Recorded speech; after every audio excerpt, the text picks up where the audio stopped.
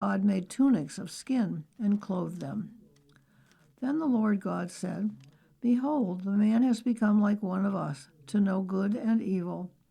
And now, lest he put out his hand, and take also of the tree of life, and eat, and live forever.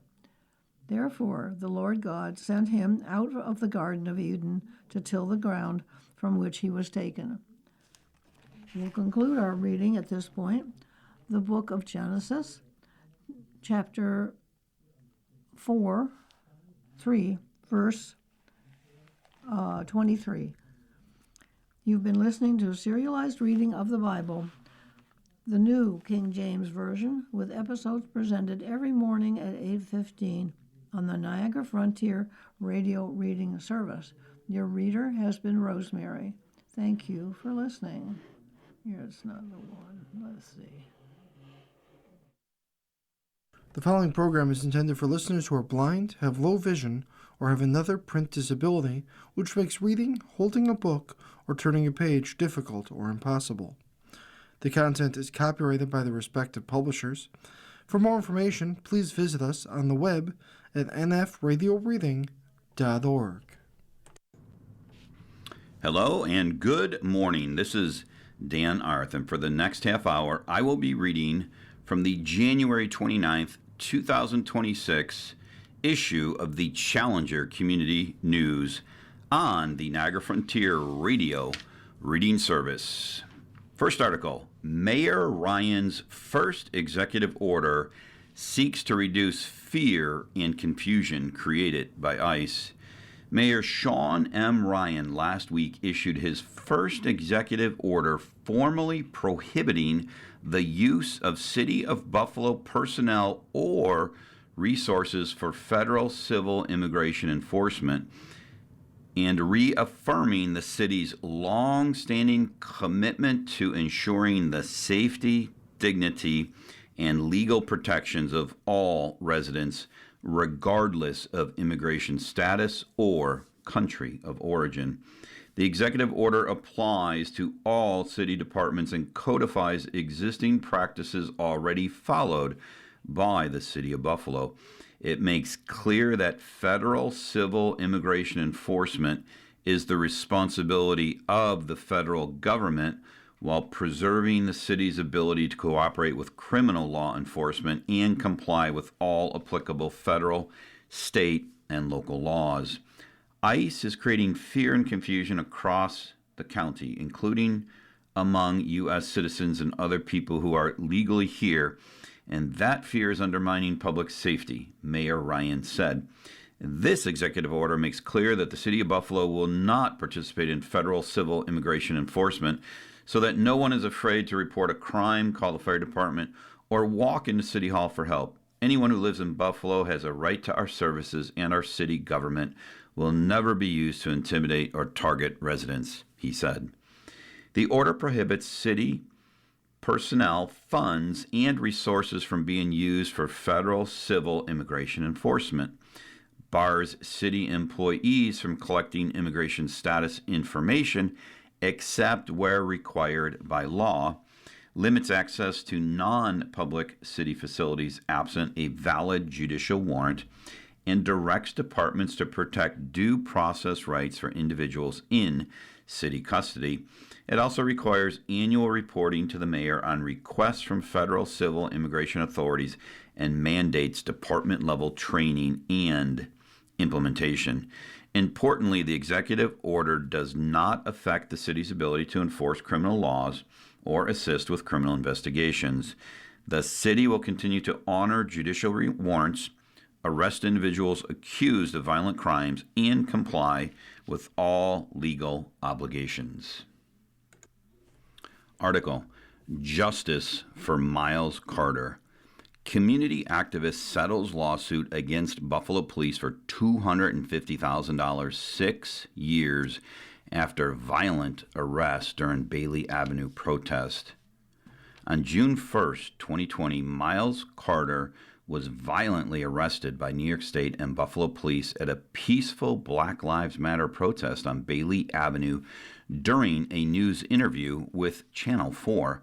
Miles, the father of 5 and a businessman, was unlawfully detained and maliciously charged with multiple crimes. He later beat all charges in trial and furthered his fight for police and law enforcement accountability. Miles is the victim of multiple constitutional rights violations, and he said he has been unfairly targeted by Buffalo Police Department and law enforcement, which has caused various degrees of harm. On January 12th, he and his supporters held a press conference to announce the start of his federal civil rights suit against the police in Rochester Federal Court. But as the jury was about to be picked, Carter and the city of Buffalo settled the lawsuit for $250,000, with the city paying $100,000 and the state paying $150,000. He had originally sought $4.5 million in damages.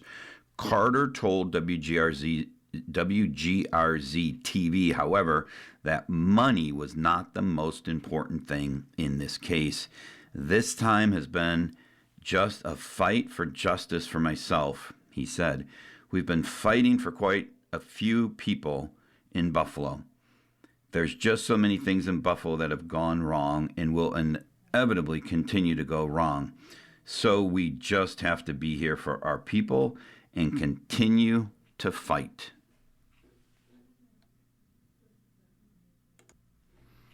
Article: Beyond Famous Donuts, iconic business was a great supporter of Buffalo's East Side, by Alexis Smith.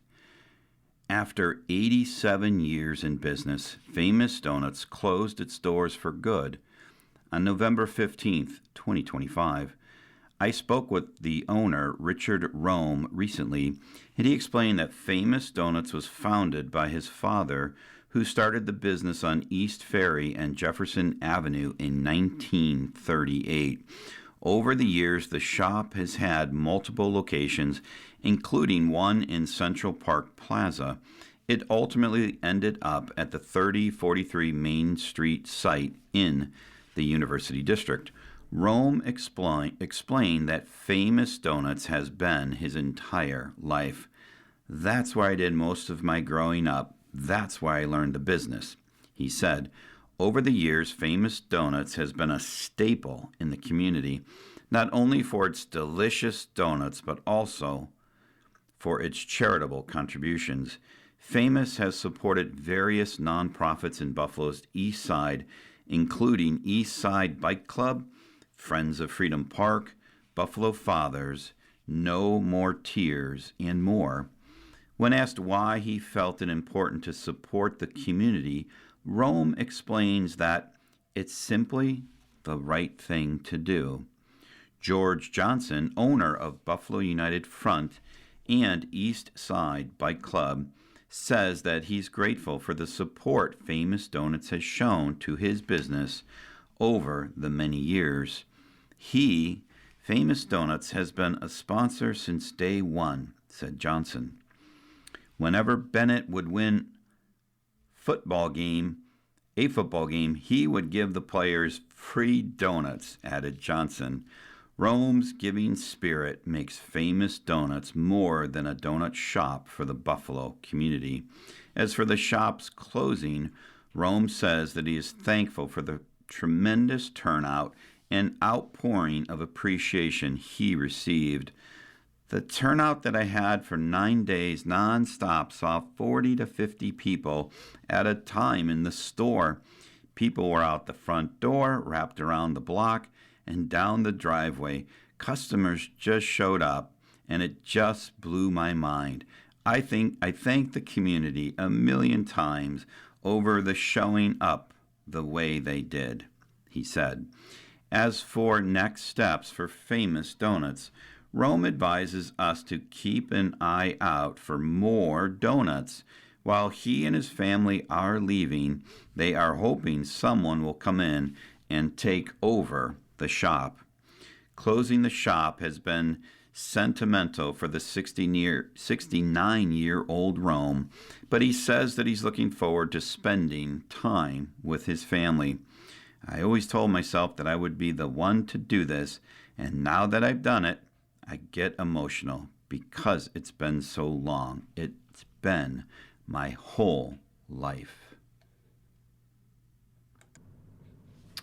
Let's talk about it. Humboldt Parkway in the Kensington 33. Voices article by Betty Jean Grant. This writer posted the information about the next town hall meeting regarding the future of the Humboldt Parkway initiative at the top of this article so that those who may not read the article until the end will not miss the date. East Side Parkway Coalition's Community Engagement Town Hall Meeting, Wednesday, February 18th, 2026, 5 to 7:30 p.m. That's Wednesday, February 18th, 2026, 5 to 7:30 p.m. Location, Frank E. Merriweather Library, 1324 Jefferson Avenue. Now, this meeting will not be the next meeting to discuss Humboldt Parkway and the Kensington 33 because the New York State Department of Transportation has scheduled a listening tour meeting at the Amherst Community Center on James Audubon Drive, Thursday, February 5th, 5 to 7 p.m. But unfortunately, the listening tours do not allow the participants to comment verbally. Those who attend these meetings have to use Post-it notes to write their comments and then place it on one of several chart boards. The February 13th meeting will be with the community to give them an opportunity to weigh in and to have dialogue with the New York State Department of Transportation and their partners who are active participants in the Queen City Forward initiative. The East Side Parkways Coalition wishes to give the concerned citizens of Western New York an opportunity to speak at a forum where their concerns and active participation will be recorded and presented to the New York State Department of Transportation. This town hall is needed for them to consider adding the verbal and written comments to the information they will be gathering as they begin to develop the Environmental Impact Statement, EIS, that has been ordered by a sitting state Supreme Court judge. According to information presented at the meeting in Cheektowaga on January 22nd, the EIS, Environmental Impact Statement, is scheduled to be completed in 3 years or by the winter of 2028. The community information gathering and engagement will be completed by the end of this year, while the scoping, drafting, and final portions of the EIS will be completed by the final 2 years, concluding in 2028. For those of you who are wondering what happened to the movement to construct a tunnel or to fill in and completely restore the expressway, everything was taken off the table when it was discovered that nothing could move forward until an EIS was completed. Several months ago, Governor Kathy Hochul asked for a reset, and according to the New York State Department of Transportation, assured the residents of Humboldt Parkway and the community overall that all 10 options, including full restoration and the tunnel, will be considered. Article: Moon Watch, February 1st, full moon, a time for clearing, releasing, and preparing. February is often the point where winter fatigue really sets in, emotionally, mentally, and energetically, and the February 2nd snow moon gently highlights what's ready to be released.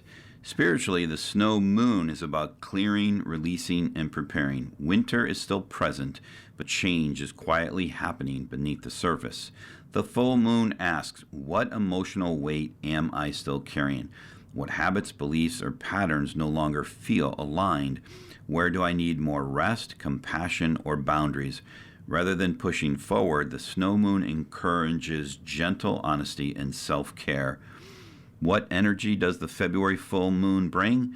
The energy of the February full moon is introspective, emotionally revealing, grounding but sensitive, supportive of release and closure. February is often when people feel most emotionally drained. Winter has lingered, motivation dips, and the full moon can quietly amplify that exhaustion. This is completely normal and a sign to slow down rather than to push through. The snow moon shines a light on what's been quietly building within. Final thoughts. The snow moon isn't about rushing ahead or forcing change. It's about honoring where you are, releasing what feels heavy, and trusting that growth is quietly happening, even if you can't see it yet. If winter feels long or emotionally draining, let this moon remind you rest is productive, release is powerful, and spring is coming. Take what resonates, move gently, and allow the snow moon to support you exactly where you are. You are listening to a reading of articles and features from the Challenger Community News on the Niagara Frontier Radio Reading Service. Article, Health Matters, Stress, the Adrenal Glands, and Vitamin C. In today's world of sights and sounds, we are literally bombarded with more information than the great majority of people can comfortably handle. Sensational information published in books, magazines, tabloids, and newspapers, dramatic scenes depicted on television and movies, traumatic events broadcast on radio, and all the clamor among friends, associates, and relatives regarding personal disappointments and resentments gives rise to stress. Stress is characterized in many ways: anxiety, fatigue, frustration. Persons who exhibit these symptoms are generally prescribed a sedative to induce relaxation and deep sleep. Naturopaths, on the other hand, explore the lifestyle to determine the reason or reasons for feelings of anxiety, fatigue, and frustration. Most often, such feelings can be traced to a poorly nourished organ or gland. Is there an organ or gland that relates to stress in the other characterizations mentioned above? Yes, the adrenal glands.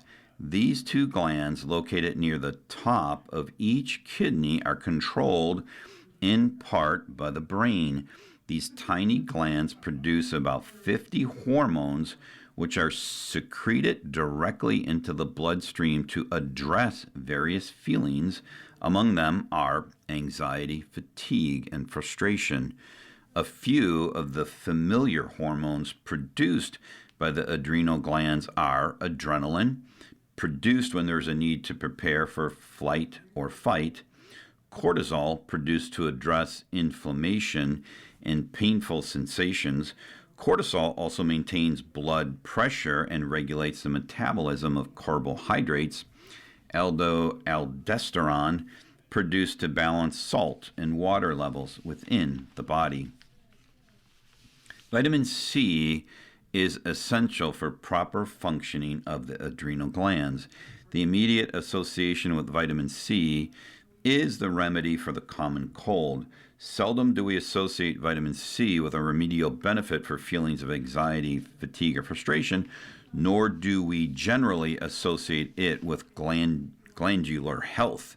Vitamin C is not produced in the human body, nor is it stored in the human body. Therefore, it is absolutely necessary to ingest a daily dose of vitamin C, 300 to 1,500 milligrams. Food sources of vitamin C include cherries, strawberries, green peppers, broccoli, and turnip greens. The best herbal foods include acerola, cherries, bilberry, and rose hips. When purchasing vitamin C supplements, be certain to read the label to be certain the product is not derived from ascorbic acid. Ascorbic acid is a synthetic substance which is not absorbed into the body systems as well as the natural sources mentioned above. Did you know that caffeine leaches vitamin C from the body?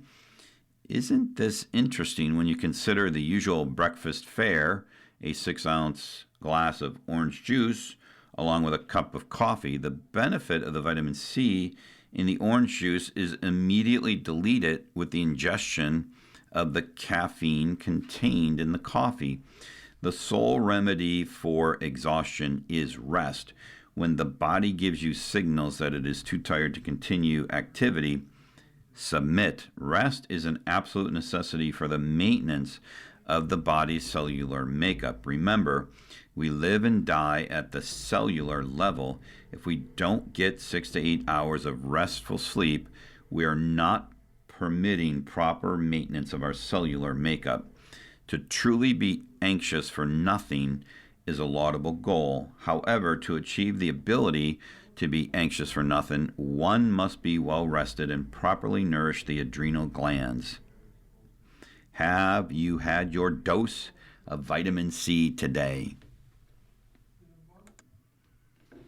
Article: Trump administration targets black church protesters over ICE demonstration. The fallout from a protest at a Minnesota church against the Trump administration's immigration crackdown continues as 2 black women were arrested along with a man on Thursday, January 22nd. U.S. Attorney General Pam Bondi announced the arrests of Nekima Levi Armstrong, Chantel Louisa Allen, and William Kelly on X. By Friday, Levi Armstrong, a Minneapolis civil rights activist and lawyer, and Allen, a St. Paul School Board member, were released. The Racial Justice Network, a grassroots organization led by Levi Armstrong, said in a social media post that federal judges ordered the immediate release of her and Allen. Levi Armstrong, Allen, and Kelly were arrested in connection to their role in the protest at City's Church in St. Paul, Minnesota on Sunday. Protesters entered the church where a U.S. Immigration and Customs Enforcement official serves as a pastor, the Associated Press reported. The demonstrators were there Sunday because the pastor, David Easterwood, is an official with ICE. He is also a named defendant in a class action lawsuit filed by ACLU of Minnesota seeking redress for ICE's aggressive tactics. Easterwood was not leading the service that day. Levi Armstrong is the past president of the Minneapolis NAACP and an ordained minister. Allen is a St. Paul School Board member. I believe that if someone professes to represent the gospel of Jesus Christ and to preach it, that they should not be following ICE agents to drag people out of their homes, she told Democracy Now! Before her Thursday morning arrest. Article: Dean of Howard School of Medicine to keynote Beyond the Knife lecture here. The 6th annual Beyond the Knife lecture and panel discussion in social justice and health equity will be presented by the UB Department of Surgery, featuring keynote speaker Andrea A. Hayes Dixon, MD, Dean of the Howard University College of Medicine. Thursday, February 5th, the topic of her talk will be How Do We Balance the Scales of Health Equity? The impact of the providers? The event will be held at the Jacobs School of Medicine, M&T Auditorium, 955 Main Street, beginning at 5 p.m., with a reception followed by the lecture at 5:45 p.m. Dr. Hayes Dixon was appointed as the first black woman to serve as dean of the Howard University College of Medicine in 2022. In 2024, she was appointed chair of the Scientific Management Review Board at the U.S. Department of Health and Human Services. In 2004, Hayes Dixon became the first African American woman in the nation to achieve board certification in pediatric surgery. In addition, she was the first surgeon worldwide to perform a high-risk life-saving procedure in teenagers with rare forms of abdominal cancer in 2006. Article, Inside Rochester. Robert S. McDowell named Rochester City School District's Chief Financial Officer. Robert McDowell has been named Chief Financial Officer for the Rochester City School District. Mr. McDowell brings more than 25 years of leadership experience in governmental accounting, finance, and school business. Financial Officer for the Rochester City School District. A respected leader in Western New York, he has overseen budgets exceeding $500 million, negotiated numerous labor agreements, and managed significant capital projects totaling more than $1 billion. McDowell's career includes senior finance leadership for the Buffalo Public Schools, where he played a key role in the district's 10-year, $1 billion reconstruction initiative. He has also served as a higher education vice president for business and finance and as a trusted interim and permanent chief financial officer in multiple school systems, driving cost savings, improving investment strategies, and ensuring long-term fiscal stability. McDowell holds master's degree in educational administration and supervision, professional accounting, and finance from Canisius College, and a bachelor's degree in finance from St. Bonaventure University.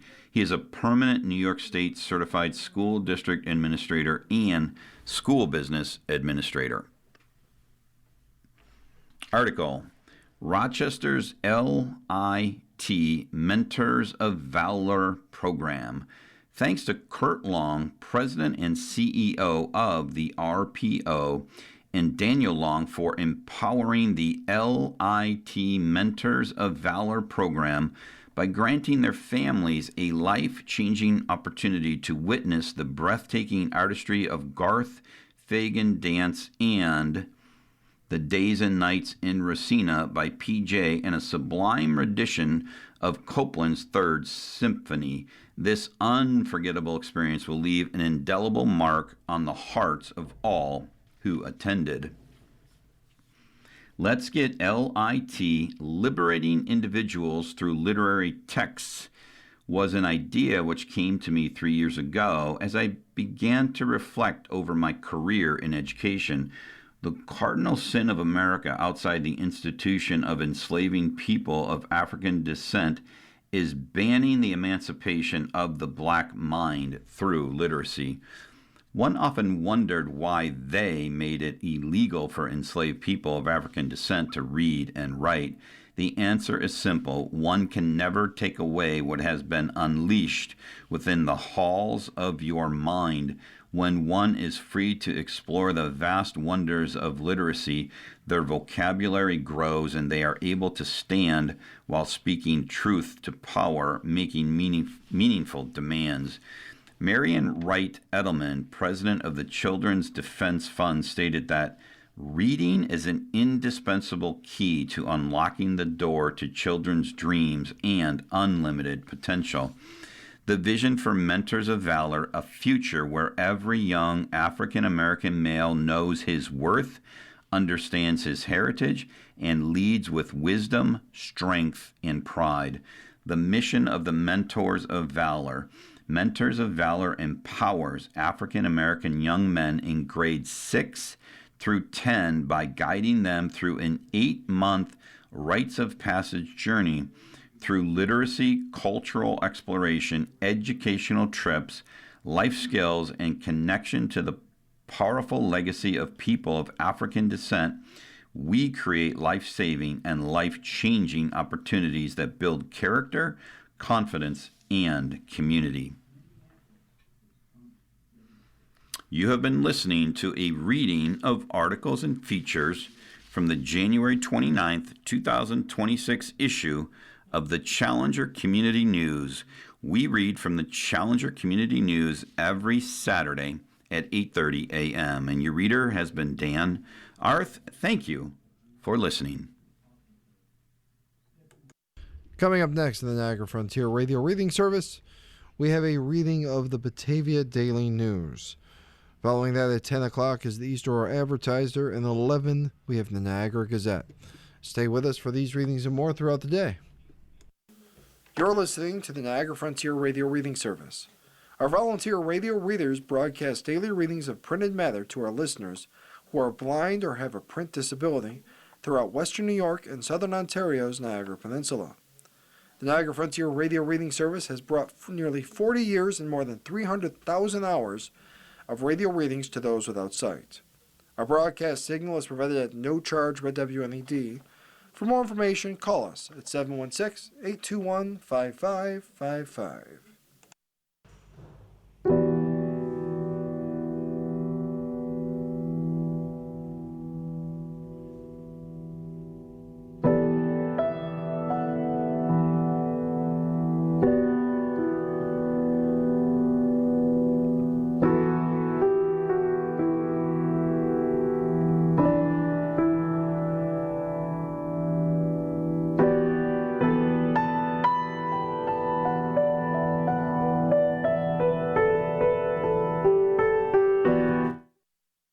The following program is intended for listeners who are blind, have low vision, or have another print disability which makes reading, holding a book, or turning a page difficult or impossible. The content is copyrighted by the respective publishers. For more information, please visit us on the web at nfradioreading.org. Hello, this is Will Evans, and for the next hour, I'll be reading from the latest issues of the Batavia Daily News on the Niagara Frontier Radio Reading Service. Leading off, we'll have an article from Warsaw. Wyoming County Chamber releases visitor guide. Hot air balloon photo highlights annual publication. A trio of hot air balloons over the Middle Falls at Letchworth State Park graces the 2026 Wyoming County Visitor Guide cover. This year's guide was announced Wednesday by the Wyoming County Chamber of Commerce and Tourism. The photo was taken by area resident Sarah McGinnis. The 2026 Visitor Guide